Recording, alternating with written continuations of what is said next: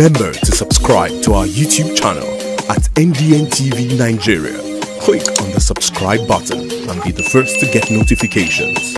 The Bayelsa State Governor, Senator Doyedire, his deputy, Senator Lawrence Erujakpo, and the PDP have closed their defense against the APC at the Bayelsa State Governorship Election Petition Tribunal sitting in Abuja.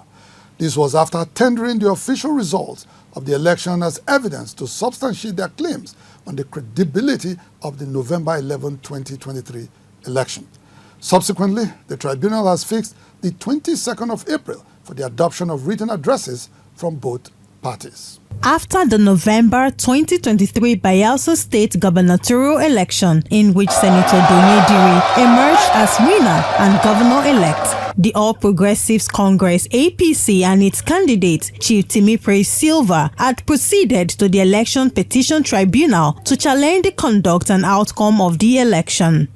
On the 27th of February this year, the APC formally closed its submissions on the petition after presenting 52 witnesses before the tribunal to buttress its arguments against the credibility and outcome of the election. In their defense, the Bayelsa State Governor, Senator Doyedire, his deputy, Senator Lawrence Erujakpo, tendered the official result of the election as well as a final declaration of the result through a witness, and thereafter closed their defense last week.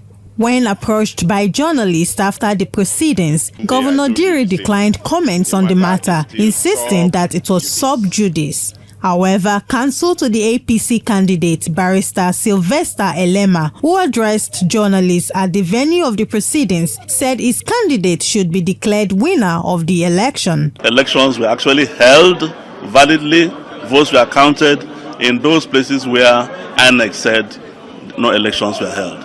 This may not be unconnected with the dismissal of a fresh motion earlier filed by the APC candidate, Chief Silva, seeking to disqualify members of the panel from proceeding with the case on account of alleged incompetence. Concerned Bayelsans and political watchers say they are no longer comfortable with the development. They argued that the 2023 November 11th election was glaringly credible and ought not to have attracted litigations in the first place, as the people overwhelmingly supported Senator Doyedire following his first-term achievements.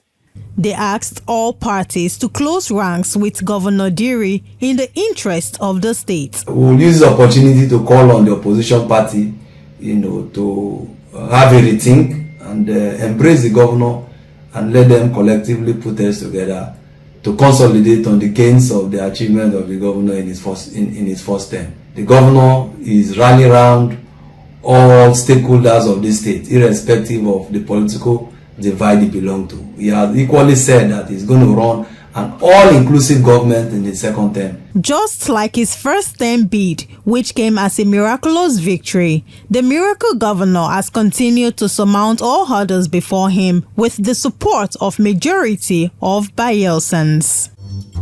Inside the Niger Delta,